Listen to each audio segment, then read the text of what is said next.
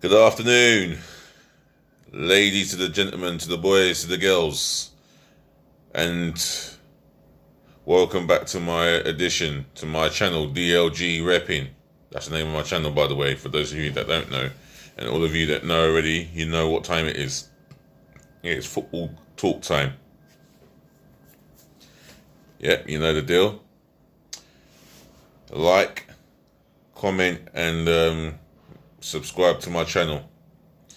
So, hope you're all having a nice day, yeah? And I hope you're enjoying yourselves.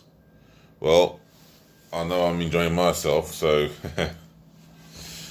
so let's start off with Southampton. They have awarded Shane Long a contract extension of 2 years.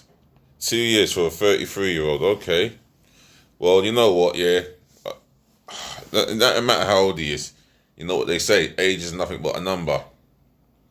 But I'm going to read it on here, yeah? Starting from the title. Saints Long signs contract extension. Southampton striker Shane Long has signed... Oops, this is not... That's not... They hold it in like that, yeah? Well,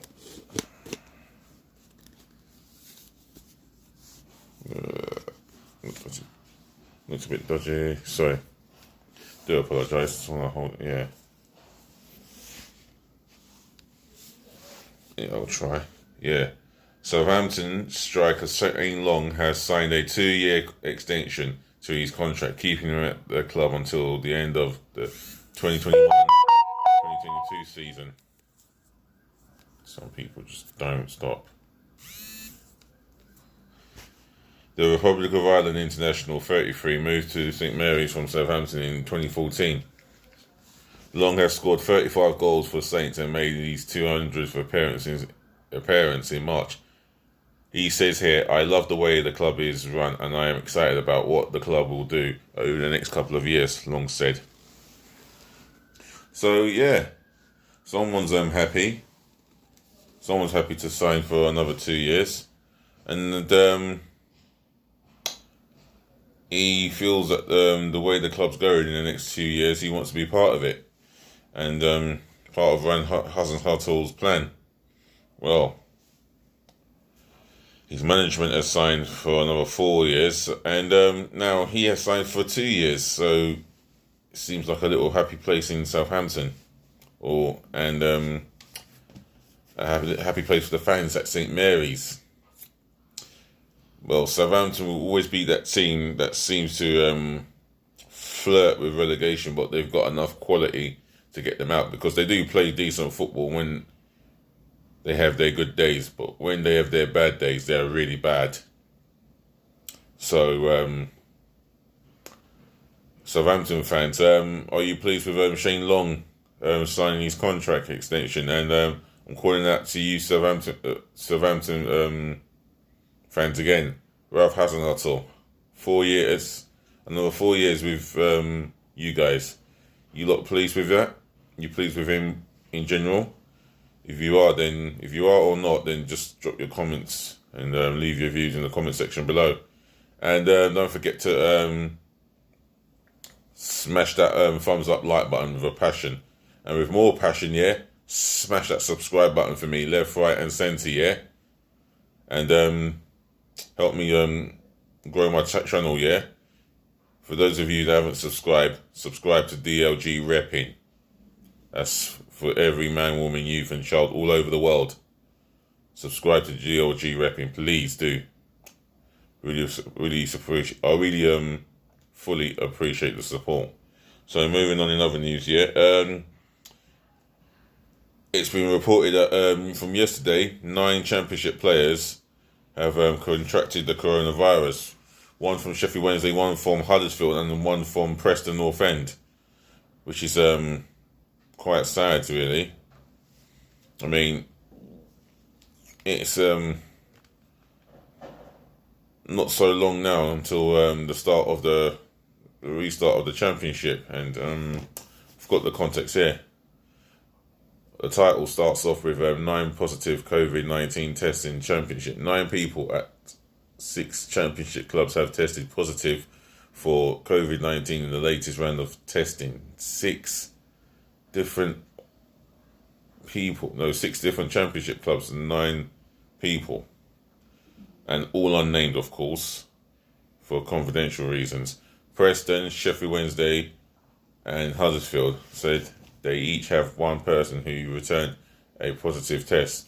It comes after 10 positive tests in England's second tier and 7 in League Two on Saturday. In the Championship, 1,094 people were tested over the past 4 days, and those who are positive will self-isolate in line with the EFL guidelines.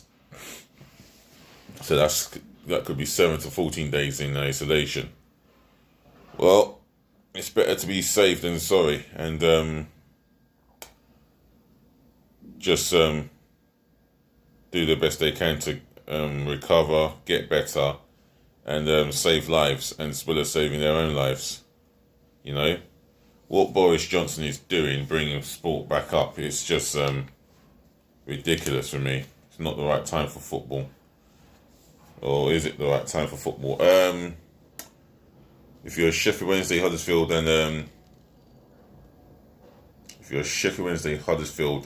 and a Preston North End fan, you must be extremely worried. If you want to have a little talk about it, then yeah, drop it in the comment section below. Drive the thumbs up, like button, and please do remember to subscribe to my channel. And that is called DLG Repping. For those of you that are watching for the first time or just tuned in, I'm just keeping it football. Right, before I get onto Arsenal, I'm going to get onto the agent of Gareth Bale, and he has said that his client wants to stay at Real Madrid. Although I don't feel Zidane wants him there. And, excuse me. I feel that the relationship between him and Zidane has possibly broken down over the last 6-12 months and beyond. The title is Bale wants to stay Bale wants to remain in Madrid. That's according to the agent, by the way. Gareth Bale does not want to come back to the Premier League and is likely to finish his career at Real Madrid.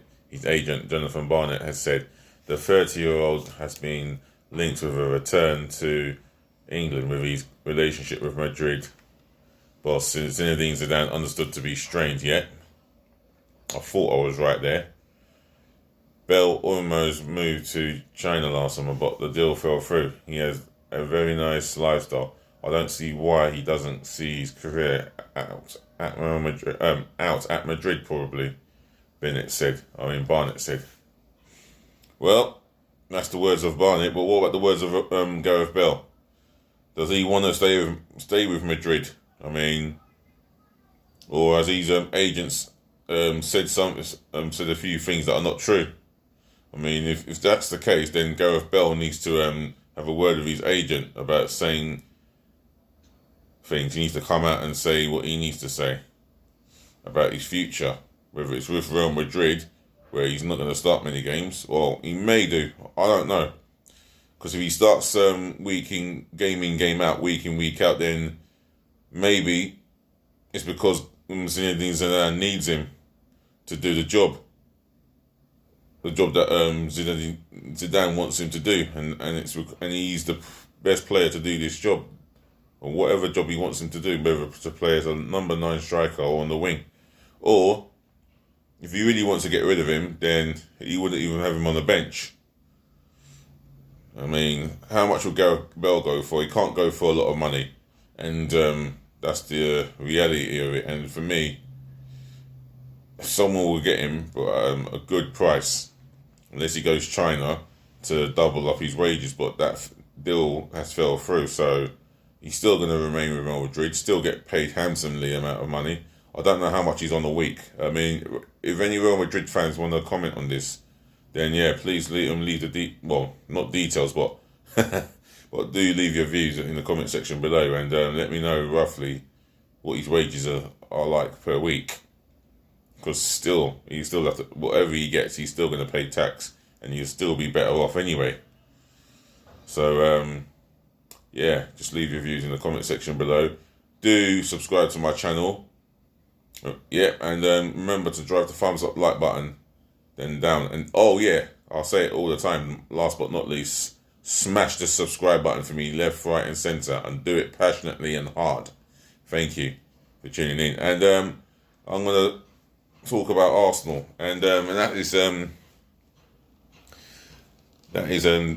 based on airing stories that Kieran Tierney will be on the hot trail of Leicester City should they lose Ben Chilwell to Chelsea.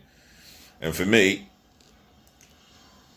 the reason why Leicester would go after him and throw money at it is due to the fact that they're guaranteed Champions League football, where Arsenal are not guaranteed Champions League football this season, next season, and the season after, if I'm being honest. And Gareth Bale, Kieran Tierney, he's not long been an Arsenal player. However, he's had his injury setbacks, and it stopped him from progressing week in, week out. But there is a top potential world class player in Kieran Tierney, and it's promising watching him play. From a defensive point of view, he puts himself into a place where he doesn't just react to danger. He sees it, so he puts himself in a position where he can defend. Offensively, he knows when to time his run into the final third and whipping across. And he's got that trusted, terrific left foot. So for me, he is going to be the complete world-class left-back in the next few years to come, providing he gets into the Arsenal team game in, game out, week in, week out. Because there is a world-class left-back in him. He's 22 years of age, still young, and we can get up to 10, maybe up to 8, 9 years out of him. The best of him, that's what I mean. I mean, the best of him, that's what I'm referring to. And that's exactly what I mean. Other than that, when the Premier League resumes, what Arsenal are going to come out against Man City? The Arsenal that have been disappointed all season, or the Arsenal that showed that spirit, that fighting spirit against Chelsea at the Bridge. One thing I can say is when I look at the players pound for pound, we have got no price assets. And you look at Man City, Leicester City, Chelsea, Liverpool, maybe to an extent Manchester United, they've got the price assets. We have not got any price assets. You could say Aubameyang's the closest that we'll get, but the talk of us getting 50 million for him, that talk can stop. 30 million we'll get maximum at a push. And I don't think Arsenal got money problems. Now, how many idiotic Arsenal fans have been brainwashed into believing that we've got no money? A lot of idiotic Arsenal fans have been brainwashed into believing that we ain't got no money. There is cash there saved in the account somewhere. Because I can't understand how we can take X amount of money from the executive boxes through the turnstiles, through the TV money, amongst other types of money, and we have no money to spend on players. Do me a favour. Please do me a favour. Alright, by the time the new season starts, we're going to be playing home games and away games behind closed doors. That's fine. That will mean that we lose out on money week in, week out. That's fine. And it's only going to end up being that way until the middle of next season. And then by then we will have fans coming back into the terraces, especially our Arsenal fans, home and away. But then again, the away support is better than the home. Everyone knows that. At home, there's no atmosphere.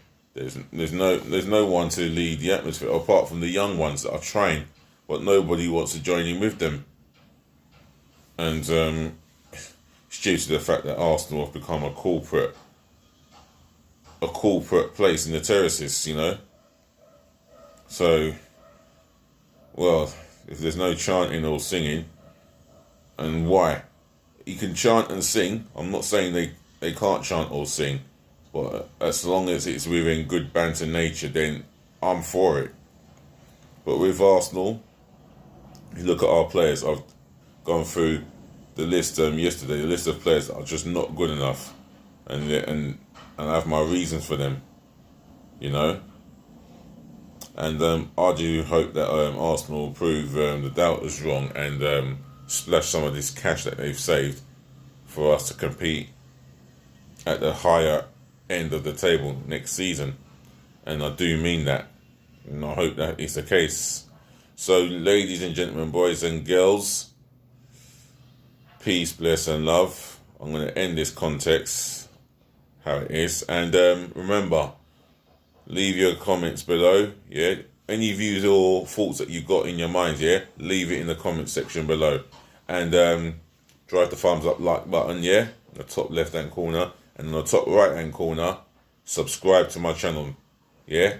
Or should I say subscribe to my channel called DLG Repping. That's right, DLG Repping. And I look forward to seeing you all this evening. Thanks for tuning in. Thanks for listening. I'm out.